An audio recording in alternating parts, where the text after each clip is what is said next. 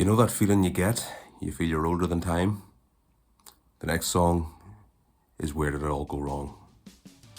So this is another great wee gem of the second half of Standing on the Shoulder of Giants. Like I said, the second half of the album for me is a bit stronger. There's a bit more variation. There's a bit more sing-along songs, and this is just a sort of perfectly adequate, above average album track in the sort of pantheon of rock music. It wouldn't be one of the top 10 or top 20 Oasis songs, but it's just a really good song.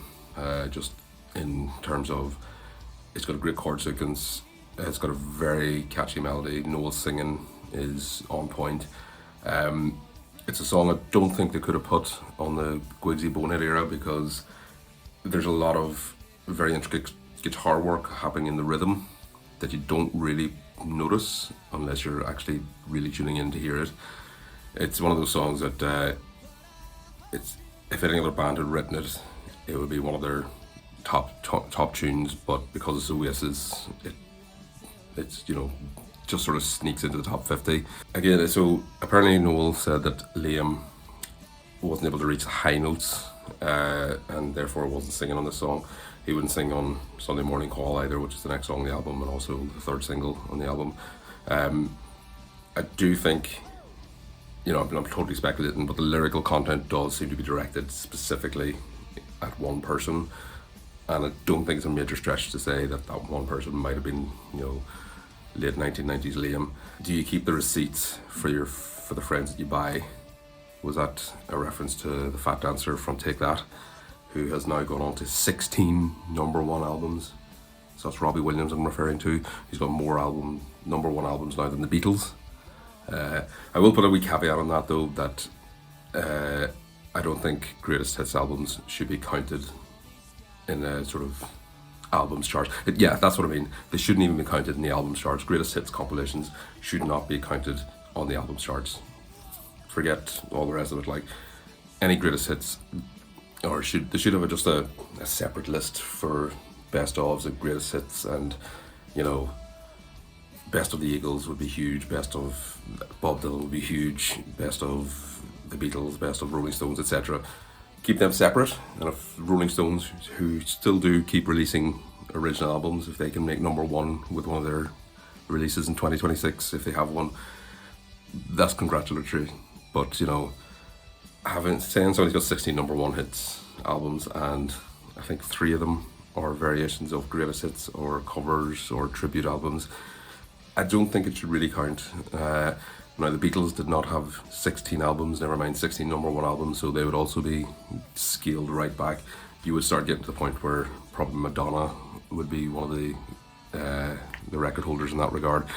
And she's had 50 top 10 number ones, 50 top 10 singles over the course of her career, so that probably would be quite reflective of her output if she had 8 number one albums, whatever it is.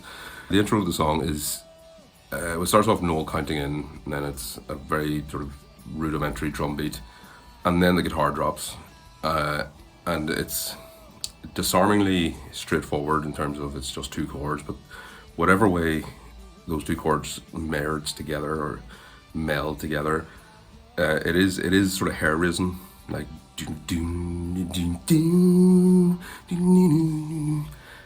whatever it was, it immediately caught me when I first ever heard this album, and it's been one of my favourite Oasis songs since. And then the melody, the vocal line melody, top line melody, that feeling you get. It's again very straightforward, but for some, this is again Noel's innate songwriting that is a really catchy, really involving, or really gets your claws into you and sort of grabs you immediately. So that, and the big sustained get, he'll carry that on right to the next line nearly. And again, it's sort of an earworm that like I said, the other bands have come up with it. They'll be top of their set list every night. Like, whereas this, I don't want to say it was a throwaway because they put it on this album, but it was I don't think they've played it live definitely not since that tour, I wouldn't have thought. It was a single in the United States, so there is a music video for it. Somebody in the record company in America had clearly recognised that this song has potential to be a big hit. Again, I don't know why they didn't really move with it. Like I think this would have been a much stronger lead single than Go Let It Out. If this was the lead single with the two B-sides, Cigarettes in Hell and Let's All Make Believe, like that would have been a very worthy Oasis single to lead off their big comeback of the launch of the Line era. I can only surmise that maybe there is maybe it's a bit more personal to Noel, that like where did it all go wrong? Like even the name of the song, given where they were at in 1997, 1996 they'd done Roskilde, they'd done Nebworth. 97 they had the fastest selling album of all time. 98 they had Global Tour and the Master Plan, and by 99 they were sort of running the steam from the early days, and things had just sort of broken apart. So maybe the song itself just holds a bit too much personal baggage for Noel, and it probably would have caused even bigger schisms in the band if, of the three singles off the album, two of them weren't sung by the lead singer.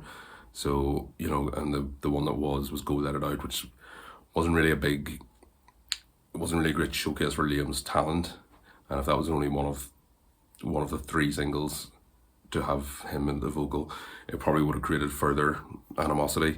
So possibly that's the reason why. But the song itself is a perfectly good album track. One of those songs that, if some of the mediocre bands had to come up with would have been amazing for their set list. Because this album was such a sort of steering the car away from the roundabout, or away from the beaten track, that they could have went on to the AC/DC or Iron Maiden and got a formula and kept repeating that formula for the rest of the next 25 years. Not that there's anything wrong with that. Sometimes you just if you want to buy an AC/DC album, you want to hear an AC/DC type song, or Iron Maiden's the same. Both of those bands are renowned for just delivering what you expect every 3 or 4 years with their next record, and a lot of people appreciate that, and they do sell out. They sell out massive tours continuously right into their 70s and 80s. So it was a potential avenue for them. The new members of the band, Gem and Andy Bell, were able to bring a bit more texture to the rhythm section. It gave Noel a bit more leeway to spread his wings, with his songwriting. One of my sort of personal favorite Oasis songs is it's this lovely melody, lovely catchy guitar. It's not even catchy guitar riff. It's just a really engaging guitar riff to intro and the outro and everything. But stick around. Number 43 is coming up next.